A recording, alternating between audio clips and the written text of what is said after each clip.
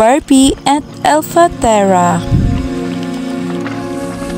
Isang araw, masayang-masaya si Barbie na nakipaglaro kay Drago, ang kaibigan niyang tutubi. Kaibigan kong Drago, halika maglaro tayo, ako ang taya. Maglaro tayo ng habol-habulan. Sige na kaibigang Drago, habang hindi pa ako tinatawag ng nanay ko.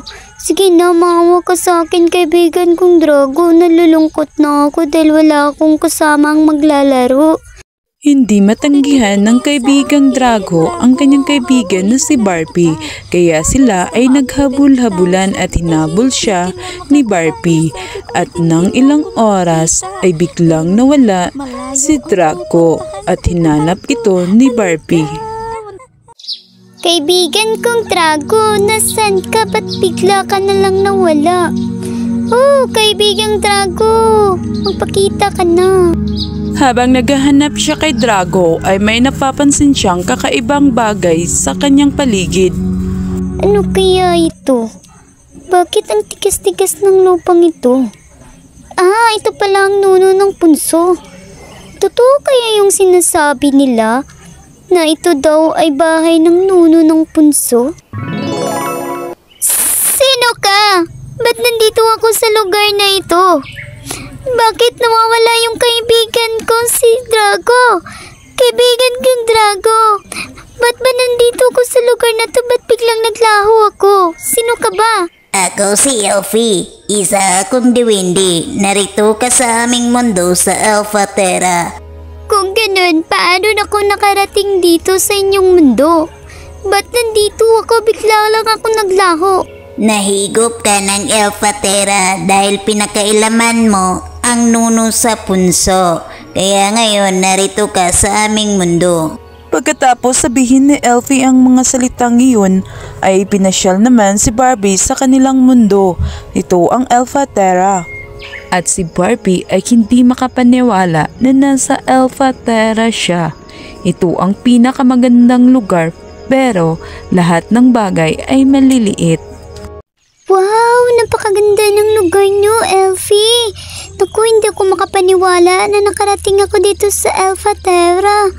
Naku, pasensya ka na, Elfie, ha? Sa inasal ko kanina, gulat na gulat lang talaga ako. Dahil bigla lang akong naglaho nang hinawakan ko yung nuno sa punso. Pasensya talaga. Habang nag-usap sina Elfie at Barbie ay may narinig si Barbie ng isang munting tinig. Saklolo, tulungan niyo ako. At agad hinanap ni Barbie ang tinig kung saan naroroon at ito ay kanyang nakita. Ano kayang tinig na yun? Saan kaya yun galing? Ay naku. Ay, ikaw pala yan kaibigan kong Drago. Nakasunod ka pala sa akin dito sa Elfatera. Pakawalan kita. Naku, kaibigang Drago, hinanap kita kung saan-saan. Saan ka ba galing? Ba't ka ba nakarating dito sa Elfatera? Alam mo kasi kaibigang Drago, nagtaka ako. Ba't ako nakarating dito sa Elfatera? Nalulungkot tuloy ako. Dahil nawala na ako sa ating mundo. Buti na lang nandyan yung duwende. Yung kaibigan ko, yung pangalan niya ay Elfie. Tinulungan niya ako at inaliw dito sa kanilang mundo. Sobrang ganda na pala ng Elfatera. Naku, huwag kang masyadong maniwala dyan, Barbie. Alam mo kasi, Barbie, sobrang delikado tayo ngayon. Itong sitwasyon natin. Dahil kapag makita tayo ng hari, siguradong hindi na tayo makakabalik. Sige na, Barbie, bumalik ka na sa kaibigan mong si Elfie.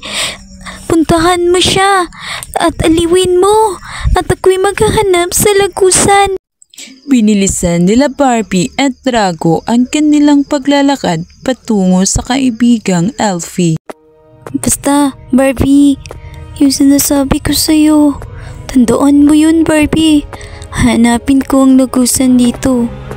Ikaw nang bahala, Barbie.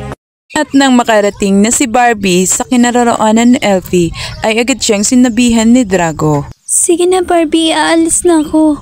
Mag-iingat ka, Barbie. Babalik lang ako pag makita ko na ang lagusan. Agad namang umalis si Drago at kinausap naman ni Barbie sa Elfie tungkol sa talon ng Elfa Terra. Elfie, maaari mo ba akong ipasyal sa inyong talon dito sa Elfa Terra? Aba, oo naman, ipapasyal kita, tara na. At agad silang nakarating sa talon ng Elfa Terra at si Barbie ay manghang-mangha nang makita ang talon ng Elfa Terra.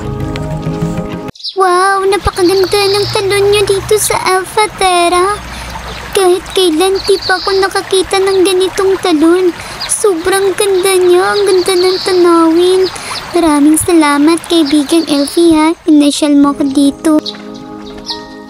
Nang makaalis at matapos na silang tumingin sa talon ng Elfa Terra, ay agad namang pumunta sila sa isang kaharian. Huwag kang magulo dyan. Padating na ang hari. Naku, baka makita ka niya. Huwag ka nang magulo dyan. Huwag ka maingay. At biglang dumating si Drago sa kanyang harapan. Naku Barbie, hinahanap ko na ang lagusan. Bilisan mo Barbie, alis na tayo, baka magsara ang lagusan. Bilisan mo. Nabigla si Elfie nang biglang lapitan ni Drago at tinusok ang kanyang mata at siya ay napasigaw. Aray! Naku, Drago, nang ginawa mo? Bilis Barbie, takbo, bilis.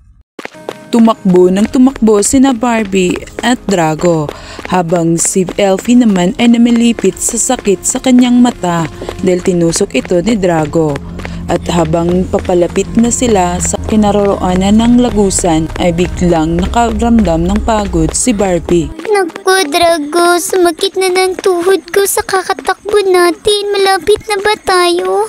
Drago, kinabahan ako. Tiisin mo na lang yan Barbie, malapit na tayo. Bilisan mo ang takbo.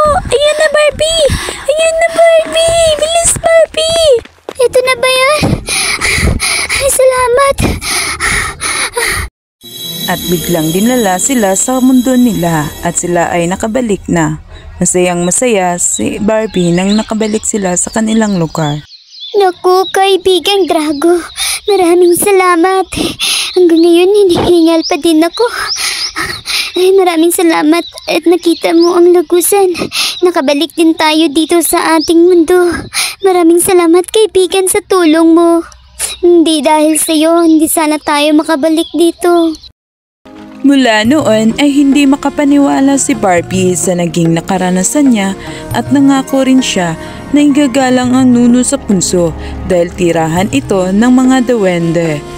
Dito nagtatapos ang ating kwento sa araw na ito. Sana'y nagustuhan niyo po ang ating kwento. Huwag niyong kalimutang i-subscribe, like, comment, and share.